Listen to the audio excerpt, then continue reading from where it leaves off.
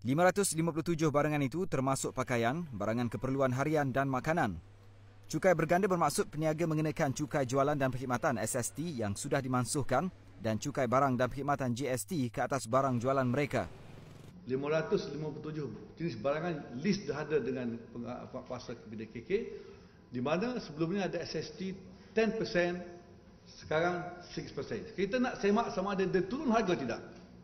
Dia tolak tidak yang SST dan dia kena lagi GST. Sekarang lebih fokus, lebih targeted, kita tahu jenis barangan dia. Mengulas mengenai kes GST, ujarnya setakat ini 54 kertas siasatan dibawa ke mahkamah mengikut Akta Kawalan Harga dan Anti Pencatutan 2011. 3 kes dikenakan kompaun RM10,000. 9 kes sedang dibicarakan di mahkamah.